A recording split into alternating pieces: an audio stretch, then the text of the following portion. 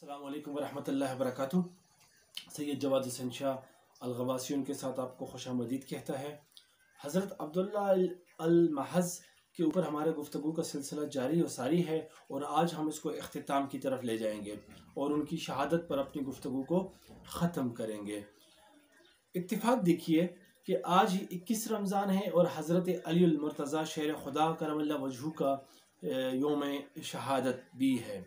तो हम अपनी गुफ्तगू के साथ आगे बढ़ते हैं और गुज़श्ता जैसे कि हमने एक पस मंज़र बयान किया था और अबवा के वाक़े को अपना बेत को अपना सेंटर ऑफ पॉइंट रखा था। तो बनु उमय्या के ज़वाल पज़ीर हुआ और ज़वाल पज़ीर होते होते और अब्बासी तहरीक ज़ोर पकड़ते पकड़ते एक इस नहज पर आ गए कि इनका आपस में टकराव हुआ और मरवान ज़ाब के मकाम पर और मरवान जो कि आखिरी बनु उमय्या का खलीफा था उसको शिकस्त हुई और वो वहाँ से भागा मिस्र की तरफ पनागुज़ीन हुआ और वहाँ पर एक मार्के में मारा गया। यूँ अब्बासी बरसर इक़्तिदार आ गए और वो जो अब्वा के मकाम पर उन्होंने मोहम्मद हनफिया की जो बैत की थी उससे मुनकिर हो गए, रूगर्दान हो गए, उसका उन्होंने पाल आस न की, उसको फुलफ़िल नहीं किया और अपनी खिलाफत कायम कर ली और अबुल अब्बास सफ़ा जैसे कि इमाम जाफ़र सादिक ने पेशन गोई की थी वो ख़ुद खलीफा बन गया अब्बासी। अबुल अब्बास सफ़ा जो था इब्राहीम इमाम का छोटा भाई, तो ये खलीफा बन गया। यूँ अब्बासियों की खिलाफत शुरू हो गई। 132 हिजरी से इन लोगों ने अपनी खिलाफत का सिलसिला शुरू किया ज़ाब की लड़ाई में फ़तह के बाद। तो ये अबुल अब्बास सफ़ा हज़रत अब्दुल्ला अल-महज़ से अक्सर उनके बेटों के बारे में, हज़रत मोहम्मद नफ्स ज़की और इब्राहीम के बारे में जो कि अबवा के मकाम पर शरीक थे और उनकी बैत की गई थी, अक्सर उनके बारे में पूछता रहता था और उनकी जानब से तफ्शीश इससे होती थी कि वो क्या कर रहे हैं। और ये दोनों भाई अंडरग्राउंड थे और उनके अंडरग्राउंड होना इसकी जो है वो फ़िक्रमंदी को बढ़ाता था, मगर इसने कोई प्रैक्टिकली कोई ऐसे कोई ज़ालिमाना रवैया अख्तियार नहीं किया, मगर ये हमेशा अब्दुल्ला से पूछता रहता था और उनको वाज़ और नसीहत करता था और रिश्तेदारी की कुर्बत वग़ैरह याद दिलाकर किसी ऐसे इक़दाम से बाज रखने की कोशिश करता था। मगर जब इसके बाद इसका भाई अबू जाफ़र अल-मंसूर तख्त नशीन हुआ तो अबू जाफ़र अल-मंसूर ने थोड़ा सख्त रवैया अख्तियार किया और उसको तफ्शीश बढ़ी। कुछ उसको रिपोर्ट्स ऐसी मिली और कुछ वो ख़ुद ज़्यादा था, तो उसने हर मौके पर हज़रत अब्दुल्ला इब्ने हसन अल-मुसन्ना को बुलाकर उनको पूछता, हज के मौके पर, उम्रा के मौके पर, वैसे भी मौके पर कि आपके बेटे कहाँ हैं, मेरे पास क्यों नहीं आ रहे, और अंदर खाने उसको कुछ रिपोर्ट्स भी मिल रही होती थी। चुनाचे उसने एक फ़ैसला लिया कि वो देखेगा कि अब्दुल्ला इब्ने महज़ की नीयत क्या है और इनकी अब्दुल्ला महज़ की तो उसने एक कबीला अस्त एक शख्स उक़बा बिन मुस्लिम बिन नाफ़े को हायर किया और इसकी ड्यूटी उसने लगाई कि अब्दुल्ला के पास जाए और खिरासान के एक गांव से अपना ताल्लुक़ शो करे जो कि अहले बैत के चाहने वालों का गांव था और उनकी तरफ से तोहफ़े तहाइफ़ और ये ख़त जो कि मंसूर ने ख़ुद लिखा हुआ था, जाली ख़त था, ये अब्दुल्ला को पेश करें और उनसे पूछे, जवाब तलब करें। तो हज़रत अब्दुल्ला के पास ये शख्स गया, उठा बैठा मानूस हो गया, तो फिर इसने उनसे अपने इरादा ज़ाहिर किया और अपना ताल्लुक़ उसी गांव से बताया खिरासान के और कहा कि वो लोगों ने आपको ख़त दिया है, आप उसका जवाब दें।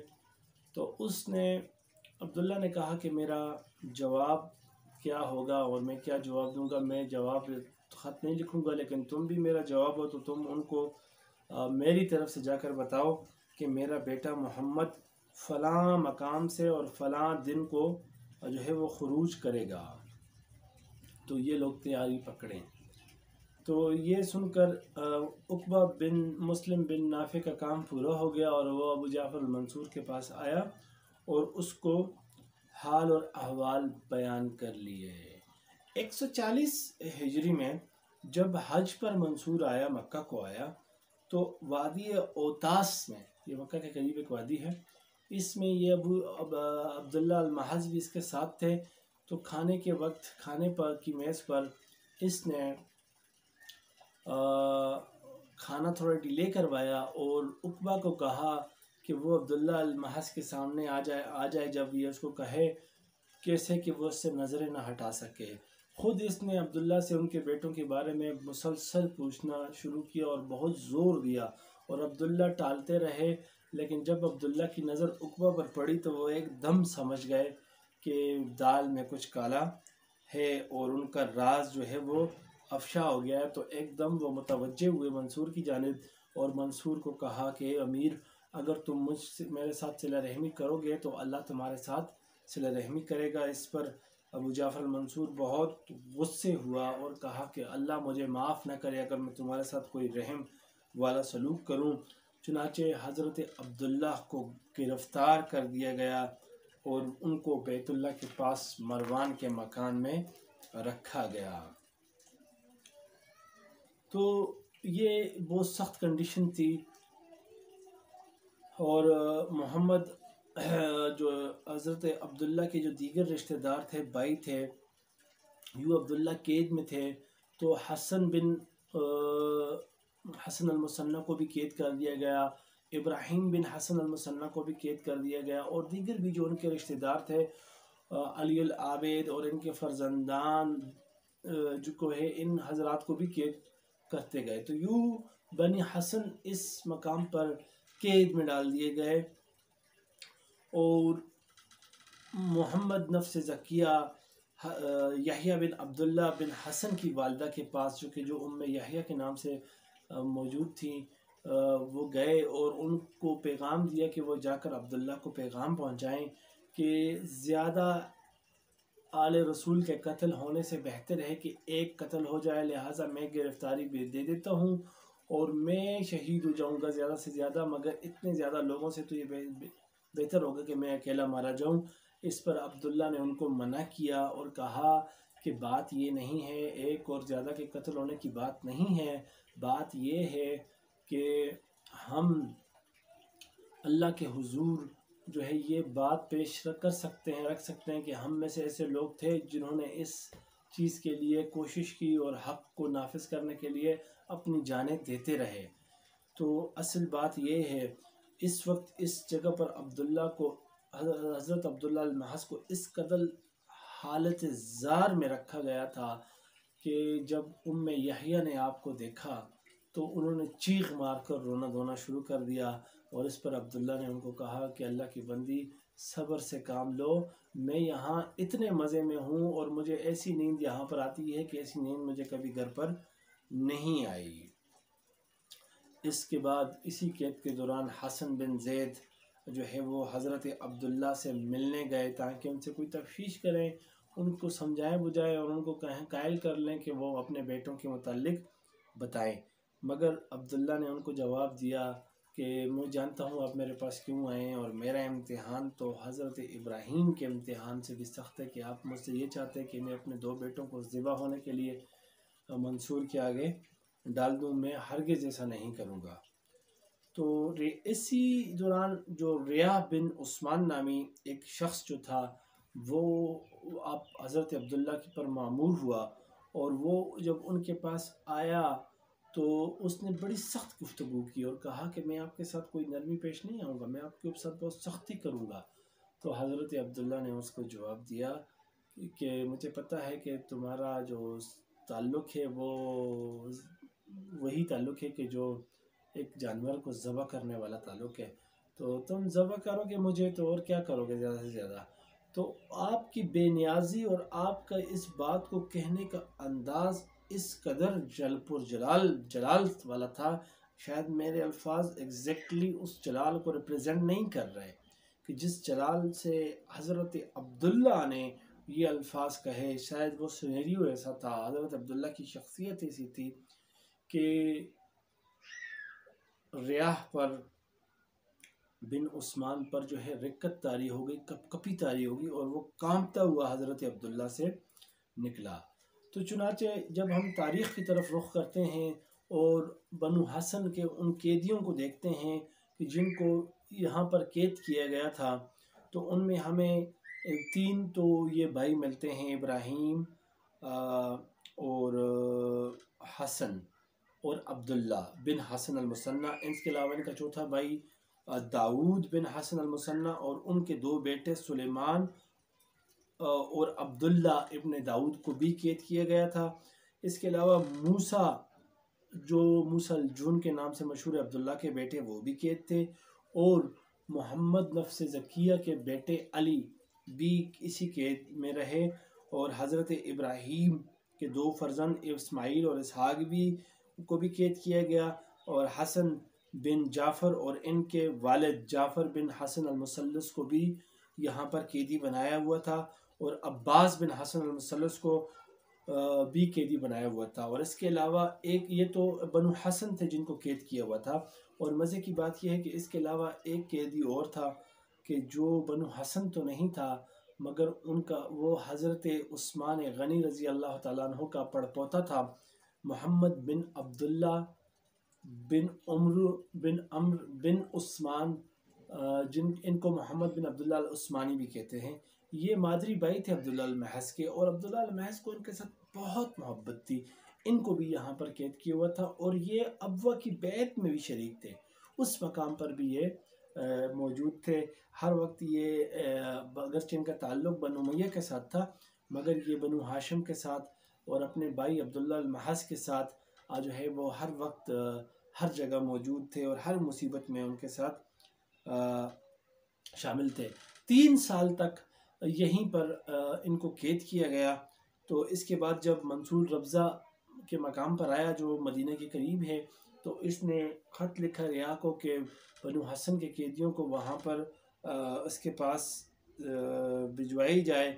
और ये कुछ इस कदर, ये काफ़िला जब कैदियों का निकला मक्के से, तो ये कुछ इस कदर कहते हैं कि आलम गुर्बत में था कि हज़रत इमाम जाफ़र सादिक ने जब देखा इनके काफ़िले को निकलते हुए देखा, ऊँटों के ऊपर इनको जाते हुए जब देखा, तो इमाम जाफ़र सादिक ने पर रिक्कत तारी हो गई और वो रोने लगे। और इस मंज़र को आप देख नहीं सके और बेसख्ता आपने वो कहा कि अंसार ने अपना वादा जो रसूलुल्लाह सल्लल्लाहु अलैहि वसल्लम के साथ किया था, अंसार की औलादों ने वो वादा पूरा नहीं किया कि वो रसूलुल्लाह सल्लल्लाहु अलैहि वसल्लम की और उनकी आल की हिफाजत करेंगे।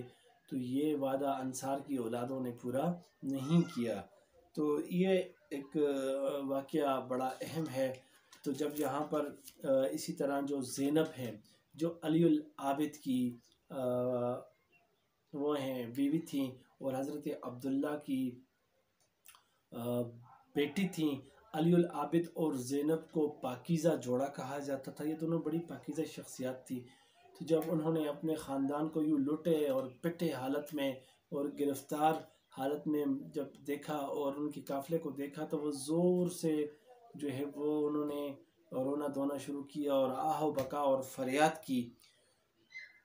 बहरहाल जब ये काफ़िला मंसूर के पास ज़बज़बा के मकाम पर पहुंचा, तो मंसूर ने